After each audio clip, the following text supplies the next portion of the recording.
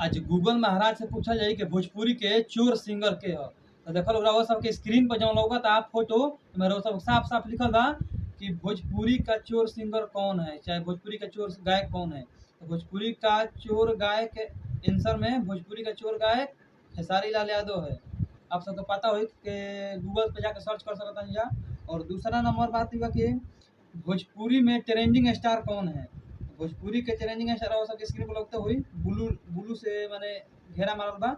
भोजपुरी के अभिनेता मशहूर गायक अभिनेता खेसारी लाल यादव बने ट्रेंडिंग स्टार पुकारा जाता है खेसारी लाल यादव को। और तीसरा सवाल ई बा कि खेसारी लाल यादव और पवन सिंह में बेस्ट सिंगर कौन है, बेस्ट कौन है। तो पवन स्क्रीन में पढ़ सकते हैं। पवन सिंह और भोजपुरी इंडस्ट्री में 20 साल पहले से ही वहीं खेसारी लाल यादव को अभी कदम रखे हुए 8-9 साल हुए। तो बिल्कुल मैं मानता हूं कि पवन सिंह बेस्ट सिंगर है। यूट्यूब पे सबसे ज़्यादा चलने वाला खेसारी लाल यादव के गाना जैसे आपको बताते हैं 100+ मिलियन व्यू वाले गाना खेसारी लाल टोटल 9 है। तो जाकर आप सब देख सकते हैं और सर्च भी कर सकते हैं। तो ये हो गया दूसरा का तीसरा का सवाल।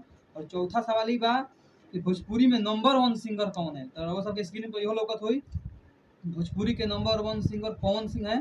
और पवन सिंह माना जाता है इनको, पवन सिंह को सिंगर बेस्ट सिंगर नंबर 1 माना जाता है।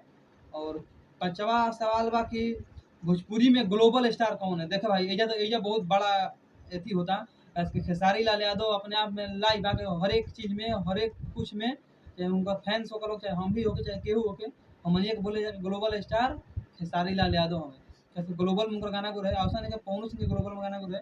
बाकी अब पहले खेसारी लाल यादव देता रहा गूगल महाराज, बाकी अब पवन सिंह देता गूगल महाराज। पवन सिंह बेस्ट सिंगर है।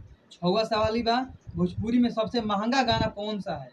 तो भोजपुरी में सबके स्क्रीन पर होगा था भोजपुरी में सबसे महंगा गाना हरी हरी ओढ़नी वाला जो कि 118 मिलियन क्रॉस कर चुका है। भोजपुरी का एक रिकॉर्ड बना लिया है हरी हरी ओढ़नी। पवन सिंह अलावा अनुपमा यादव अपनी आवाज़ दी है। तो ये हो गए 6 साल। तो ये वीडियो को रोका था आप सबको सब बता देता नहीं कि वीडियो जो बनैनी है ऐसे आज साबित हो गई कि कौन आदमी कहाँ के हो कैसन नहीं के।